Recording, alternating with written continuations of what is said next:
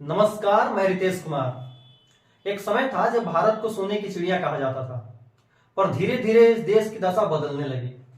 पहले राजा महाराजाओं ने लूटा, फिर अंग्रेजों ने लूटा, और अब हमारे देश के नेता लूट रहे हैं। और इन सब की वजहों से भारत में एक चीज व्यापक रूप से फैल गई, जिसे हम गरीबी के नाम से जानते हैं।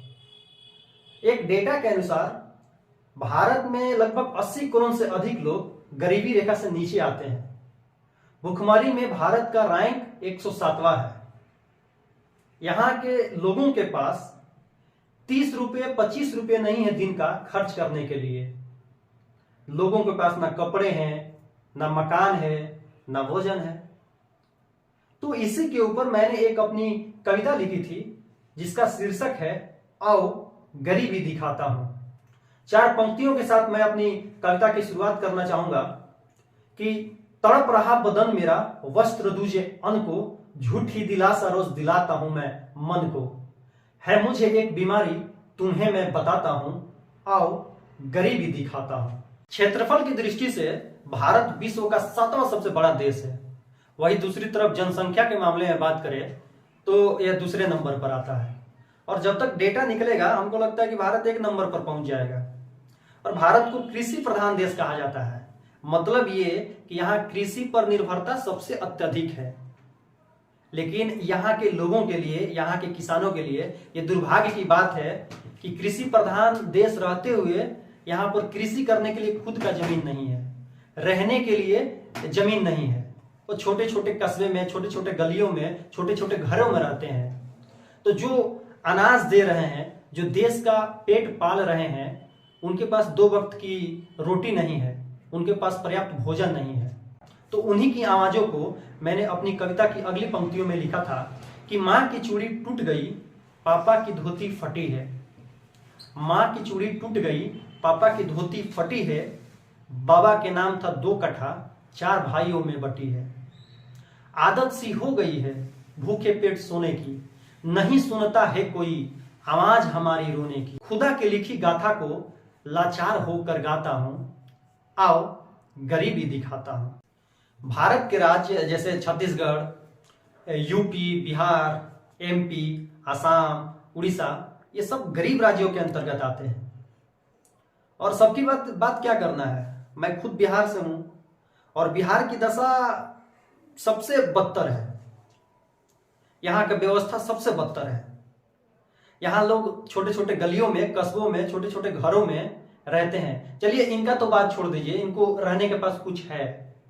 आप जब बिहार के रोड पर निकलेंगे तो रोड पर लोग रहते हुए मिल जाएंगे आपको, ठीक है। तो कई लोगों के पास तो छोटे बड़े मकान हैं, कई लोगों को वो भी नसीब नहीं है। आप हमारे बिहार के हनुमान मंदिर चले आइए। हनुमान मंदिर के बाहर एक लंबी कतार लगी रहती है भिखारियों की।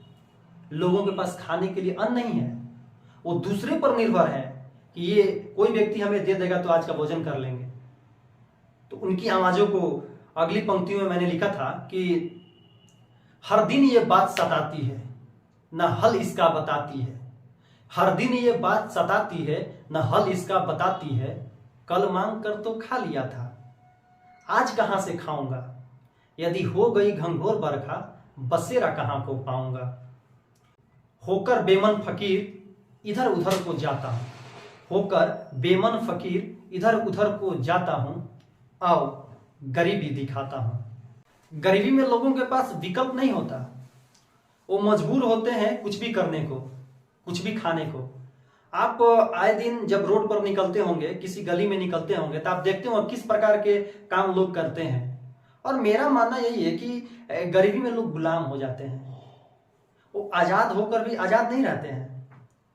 तो और पता है गरीबी में लोग जो है, लोग कुछ बातें सरकार से कहते हैं तो कुछ बात अपने खुदा से कहते हैं।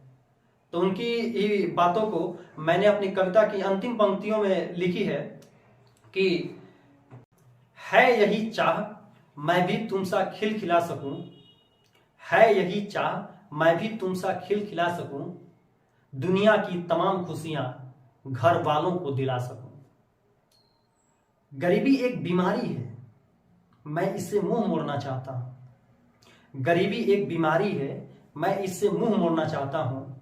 हे खुदा, अगले जन्म मुझे पक्षी बनाना, मैं आजाद उड़ना चाहता हूं।